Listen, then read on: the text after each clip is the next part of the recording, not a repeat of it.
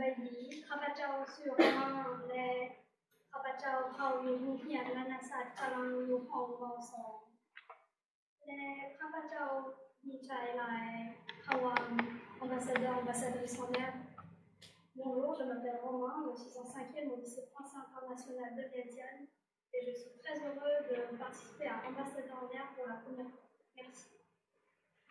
สวัสดีค่อยชื่ออลิเซและค่อยอายุ14 ปีค่อยอยู่ห้องม.3 และค่อยเข้าโรงเรียน Lycée Français International de Vientiane ค่อยดีใจหลายที่ได้เข้าร่วม Ambassadeur Ambassadrice en herbe และค่อยมีความภูมิใจหลายที่ได้เป็นตัวแทนประเทศลาว Bonjour à tous, je m'appelle Alizé et j'ai 14 ans. Je suis en 4e et j'étudie au Lycée Français International de Vientiane. Je suis ravie de participer à Ambassadeur Ambassadrice en herbe et je suis fière de représenter le Laos. Merci. สบายดีค่อยชื่อเอ็นเซียและค่อยอายุ13 ปีค่อยอยู่ห้องม.3 และค่อยเข้าโรงเรียน Lycée Français International de Vientiane ค่อยดีใจที่ได้เข้าร่วมนั้น Ambassadeur Ambassadrice en herbe เพราะว่าการสัมพันธ์กับด้านสาธารณะและค่อยได้บอกในส่วนฐานะความคิดของค่อยขอบใจหลายๆ Bonjour, je m'appelle Alicia et j'ai 13 ans. Je suis en 4e au lycée français international de Vientiane. Ça me fait très plaisir de participer à Ambassadeur en herbe parce que ça m'apprend à parler en public et aussi de pouvoir partager et débattre de mes idées. Merci beaucoup.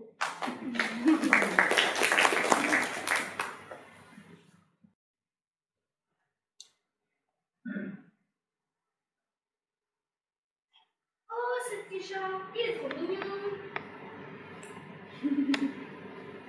Joe Biden a encore fait ça.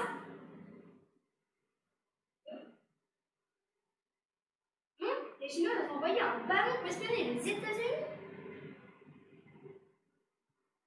Quoi? Donald Trump est une femme?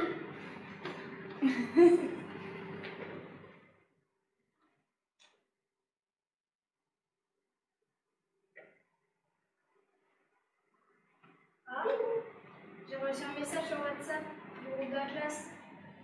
Ah oui, c'est vrai, j'ai une école de français demain. Merci les amis.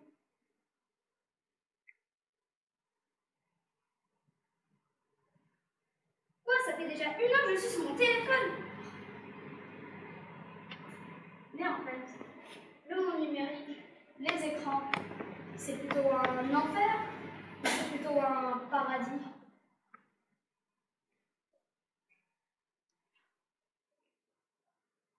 Mais pourquoi te poses-tu cette question, petit humain? Les écrans, le monde numérique, c'est le paradis. Grâce à tous ces appareils électroniques, ton téléphone, ta tablette, ton ordinateur, tu peux communiquer à travers le monde. Par exemple, à ta cousine qui est en Belgique ou encore à ton oncle qui est au Canada. Tu peux rester informé et découvrir tous les secrets du monde. Pendant la Covid, les écrans ont fortement aidé le monde.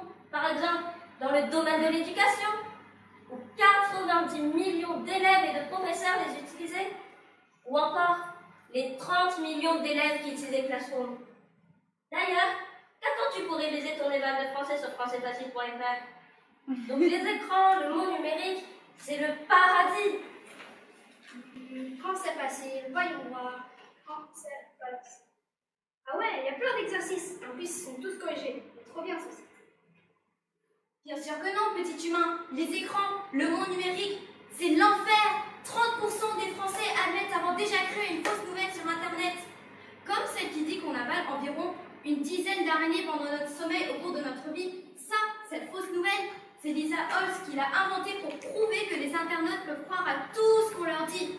Je suis sûre qu'il y en a plein d'entre vous qui ont cru. En plus, il y a le piratage.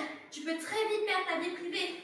Par exemple, un hacker a voulu promouvoir sa boutique en ligne clandestine en rendant publiques les informations concernant plus d'1 million de cartes bancaires venant du monde entier. T'imagines qu'un pirate peut te voler tes coordonnées de cartes bancaires en seulement 6 secondes? À cause de tous ces écrans, tu peux perdre ta vie en un clic.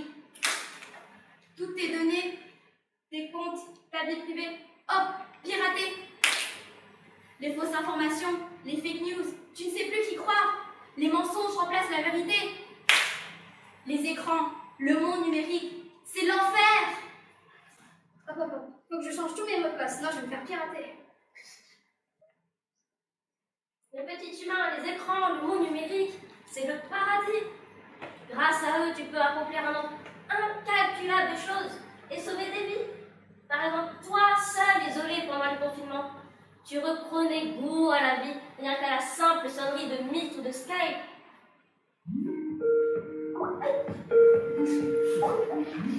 Tu te sentais aussi moins seul en mettant de la musique sur ton téléphone. Donc les écrans, le monde numérique, c'est le paradis. Ah oui, maintenant on peut programmer des réunions sur Skype. Allons-y, programmons une réunion pour réviser les balles de français avec mes amis. Mais pourquoi te poses-tu cette question, petit humain? Les écrans, le monde numérique, c'est l'enfer. T'imagines que le monde numérique représente 4% des émissions de gaz à effet de serre dans le monde.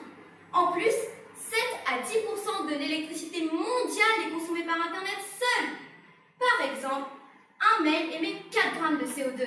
Donc si tu envoies 4500 mails par an, tu pollues plus que 100 km en voiture. Et quand tu regardes des vidéos sur ton téléphone pendant 1 heure, comme tout à l'heure, eh ben tu as consommé autant d'électricité qu'un frigo pendant 1 an. Tu te rends compte que le monde numérique émet plus de CO2 que le transport aérien. Et puis il faut tellement de ressources pour fabriquer tous ces ordinateurs, tablettes, téléphones. On ne fait que de couper les arbres, on détruit l'habitat des animaux. Et les câbles internet sous la mer, tu penses à tout ça? Notre Terre, elle souffre à cause du monde numérique. Donc, tu vois, petit humain, les écrans, le monde numérique, c'est l'enfer. Ah, il faut que j'arrête de regarder des vidéos, sinon la Terre va exploser. Regarde. Elle n'est jamais là quand j'ai besoin d'elle. Et je suis sûre que c'est mieux de la caresser que de regarder des vidéos d'autres chats. Évidemment que non, petit humain. Les écrans, le monde numérique, c'est le paradis. Vois tous les bénéfices qu'ils apportent. Tu peux payer tes charges locatives facilement, rapidement et en toute sécurité. En 2019, par exemple, 26% de la population payait leurs charges locatives sur PayLib. Donc plus de 30% faisaient des transactions de plus de 300 €. Et vois comme le numérique est important pour l'économie d'un pays. En France, le numérique représente 6% de la valeur ajoutée créée. Ou encore, au Bangladesh, un projet a été financé par la Banque mondiale qui lui a posé le système administratif avec un centre de données national, un centre de cybersécurité et une architecture du système de l'information. Cela a permis de créer 35 000 emplois chez les jeunes. Oui, tu as bien entendu, 35 000 emplois chez les jeunes et d'augmenter de 160% les revenus du secteur de l'informatique. Donc les écrans, le monde numérique, c'est le paradis. Ah, mais c'est vrai, si mes parents téléchargent cette appli, ils vont se libérer de plein de soucis. Eux qui sont toujours en retard pour payer leur loyer, vont enfin pouvoir penser à autre chose. Mais non, petit humain, les écrans, le monde numérique, c'est l'enfer.